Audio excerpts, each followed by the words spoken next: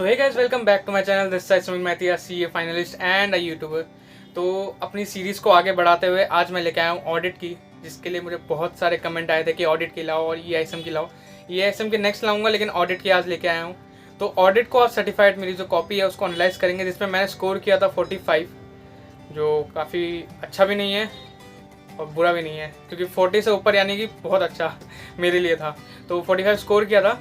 तो देखते मैंने क्या प्रेजेंटेशन दिया था और कुछ टिप्स होंगे जो आपको शायद अच्छे मिलेंगे और अच्छे लगेंगे, जो आप अपने चाहे फाउंडेशन बोले कि इंटर बोले उसमें हेल्पफुल कर सकती है। तो बिना किसी देरी के स्टार्ट करते हैं। अब मेरी सर्टिफाइड कॉपी आपके सामने आएगी। तो आप लोग ये मेरा ऑडिट का पेपर देख सकते हो, सर्टिफाइड कॉपी, जिसमें मुझे 70 में से 25 मिले हैं ऑडिट एंड एश्योरेंस। बाकी जो 20 मिले हैं मुझे वो MCQ से मिले हैं, क्योंकि टोटल मुझे 45 मिले थे ऑडिट के अंदर।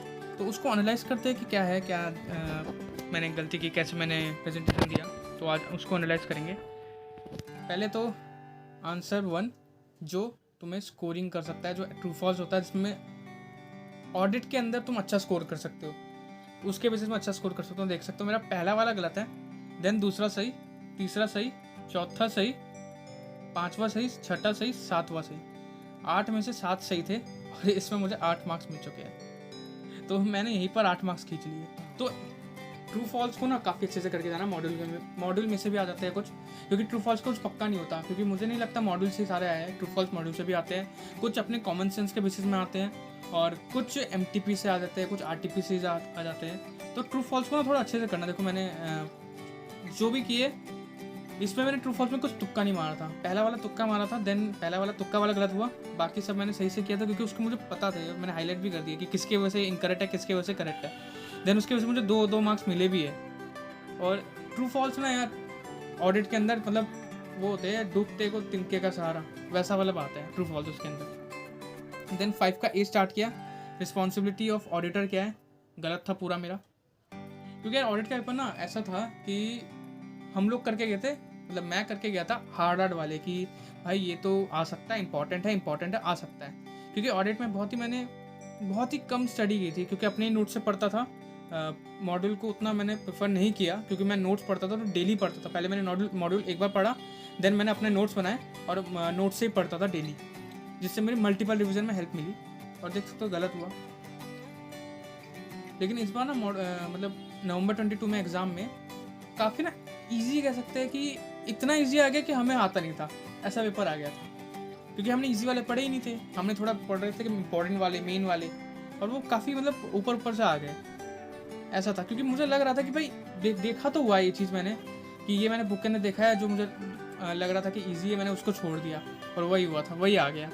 और एक्सीडेंट 21 मार्क्स मिला। स्टेप मार्किंग मिलता है यार, ICAI वाले स्टेप मार्किंग देते हैं। अगर जहाँ उनको ज़रूरत पड़ती है कि तुमने थोड़ा भी सही लिखा है, वहाँ स्टेप मार्किंग दे के, और जहाँ तुमने लिखा है कि कुछ भी नहीं, मतलब ऐसी उल्टा पुल्टा लिख, जैसे मैंने यहाँ पर स्टार्टिंग का जो मेन प्रोविजन था वो मैंने लिखा, तो उसका 1 मार्क्स मिला। देन मैंने जो भी लिखा उसका फालतू, उसका मुझे कुछ नहीं मिला। 5 के भी में मुझे 1 मार्क्स मिल गया, क्योंकि उसमें 3-4 मार्क्स के ही होते हैं यार। 3-4 मार्क्स में अब 1 मिल रहा बहुत है। देन 5 का C स्टार्ट किया। ऐसे मैंने ऐसे लिख दिया, एज पर ऐसे क्या है, 2 मार्क्स में मिल गए। देन 5 के C में 2 मार्क्स मिल गए। ऐसे 1-2 मार्क्स करके मैं 25 मार्क्स तक पहुंचा, बहुत मुश्किल से। 5D 1 मार्क्स, और 5 में टोटल 4 मार्क्स में यहाँ मिल गए। 2B 3 मार्क्स मिला।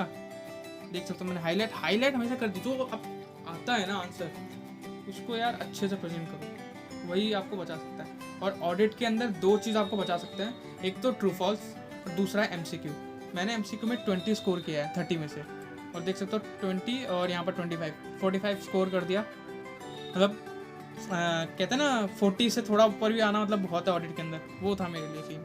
यार 40 में कहीं नहीं अटका मैं रिजल्ट में मेरा 40 तक कहीं नहीं आया, 40 से ऊपर ही आया है जो भी आया, जिसमें मुझे डर लग रहा था। ऑडिट में थोड़ा डर था, 45 आया है। देन देखो राइटिंग मेरी उतनी अच्छी नहीं, क्योंकि बहुत ज़्यादा लिखना पड़ता है। थियोरिटिकल सब्जेक्ट में काफ़ी लिखना पड़ता है। मेरी प्रैक्टिकल की आपने देखी होगी राइटिंग, मैंने स्टार्टिंग पेज से अच्छी करी हुई। यहाँ पर मैंने स्टार्टिंग से ही बेकार करी है, क्योंकि स्पीड मेंटेन करके चलना पड़ता है थियोरिटिकल एग्जाम में। मैंने फाउंडेशन में भी यही किया था, बिजनेस लॉ में, और इंटर में भी यही किया है। और फाउंडेशन से और इंटर में मेरे में यही है कि मैं ज़्यादा भरता नहीं हूँ। जो लिखता हूँ मेन कंसाइज वे में लिखता हूँ, ज़्यादा मैं भर के लिखता नहीं हूँ, देख सकते हो। आंसर मैं आधे या एक पेज, मैक्स टू मैक्स एक पेज में ख़त्म कर देता हूँ आंसर्स। ये देखो ऑब्जेक्टिव इतना हाफ पेज मिला, उसका 1 मार्क्स मिल गया, 2 मार्क्स मिल गया मुझे 2D में, एक उसका मिला और एक स्टेप 2 का मिला। और देखो इतने में 2 मार्क्स मिला, और ये 2 या 3 मार्क्स का ही था जिसमें मुझे 2 मिले, 3 मार्क्स का था मे भी, जिसमें मुझे 2 मिल गए। मैं ज़्यादा भरता ही नहीं। और यही आंसर मेरे दोस्तों ने, मैंने पूछा था जब मैं बाहर निकला था, उन्होंने 1.5 पेजेस का लिखा था, और ये जिसको मैंने कितना छोटा सा लिखा है। 2C 1 मार्क्स, 2C में 1 ही मिला। मैं ज़्यादा बड़ा लिखता ही नहीं था, जितना मुझे लगता था कि इतना जो एग्जामिनर जो चेक करेगा उसको जितना चाहिए मैं उतना ही लिखता था। बेशक कम मिले ज़्यादा मिले कोई बात नहीं, लेकिन मुझे ये चीज़ फाइनल में इम्प्रूव करनी पड़ेगी थोड़ी बहुत, और अपनी राइटिंग स्किल्स में ज़्यादा फोकस करना पड़ेगा। मैं अपनी गलती सीख रहा हूँ, समझ रहा हूँ कि क्या गलती थी मेरी। देन ये देख सकते हो पॉइंट लिखे, 3rd A का पॉइंट लिखा, जो मेन पॉइंट थे उसको मैंने हाईलाइट कर दिए, ऑब्जर्वेशन वगैरह, उसके मुझे 2 मार्क्स मिल गए। 3rd अंदर वो देखेगा ही नहीं, अगर तुमने पहला ऊपर का जो हेडिंग है वो सही लिखा है तो अंदर वो बहुत कम देखते हैं कि ये आपने हेडिंग से लिखा है, दैट मीन्स कि आपका अंदर का थोड़ा बहुत तो सही होगा। 3rd D पूरा गलत है, मुझे पता था गलत है, इसलिए मैंने राइटिंग देखा और बिगाड़ कर दी उधर। देन 4 का C स्टार्ट किया, स्टेप मार्किंग मिला 1। तो जो लोग कहते हैं ना कि ऑडिट में स्टेप मार्किंग नहीं मिलता, प्रैक्टिकल सब्जेक्ट में ज़्यादा मिलता है, तो वो मिला है यार, मुझे मिला है, प्रूफ है आपके सामने। गलत है लेकिन आपने जो भी मेन थोड़ा भी अगर आपने सही किया ना तो यार मिल जाता है। 3rd का B स्टार्ट किया, 3 में से 3 मिल गए। और ये क्वेश्चन मैंने, ये वाला चैप्टर मैंने जो किया ही नहीं था, ये चैप्टर जो लास्ट के कुछ थे ना कि फाइनेंशियल स्टेटमेंट वाले चैप्टर किया नहीं था, ये मैंने ऑन द स्पॉट मैंने अपने कॉमन सेंस से बनाया कि एक एक्सपेंसेस चेक करने के लिए किसी चीज़ की क्या वेरीफाई करोगे, एक्सपेंसेस को चेक करने के लिए क्या क्या कर सकते हो आप।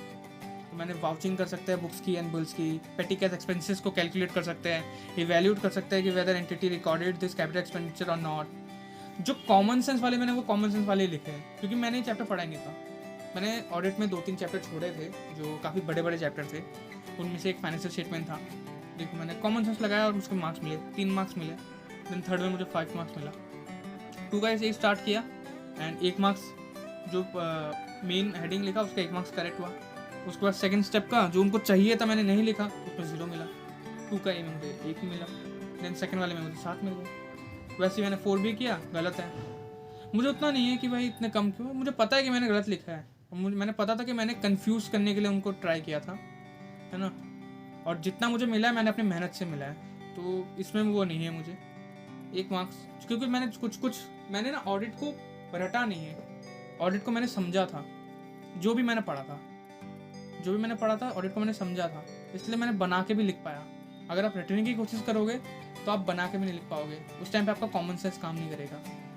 लेकिन इसमें क्या हो गया ऑडिट में कि ज़्यादा तक ना क्वेश्चन चैप्टर 4 से आ गया, इंटरनल कंट्रोल, और वो चैप्टर मैं छोड़ के गया था एंड मैं फंस गया उसको छोड़ के। तो आप उसको मत छोड़ना। देखो पेज यहाँ मैंने जल्दी खत्म कर दिया, एक्सरसाइज मैंने बहुत ही कम पेपर में मांगे हैं। ये देखो 8 मिले पहले में से, 7 मिले, 5 मिले, 1 मिला है, 4 मिला है बस। और ये मेरी ऑडिट की पेपर की एनालाइज कर दिया मैंने। नेक्स्ट मैं लॉ या EISM का करूँगा। आपको कौन सा पहले चाहिए मुझे कमेंट बॉक्स में बताना। आई होप आपको ये वीडियो पसंद आ रही है और ये सीरीज़ पूरी देखना, बहुत हेल्पफुल रहेगी। मैं हर वीडियो के नीचे अपना डिस्क्रिप्शन बॉक्स में लिंक अपलोड कर रहा हूँ। अगर आपको वीडियो पसंद आ रही है तो उसको चैनल को लाइक, शेयर एंड सब्सक्राइब करना, और मिलते हैं अगली वीडियो में। Bye bye.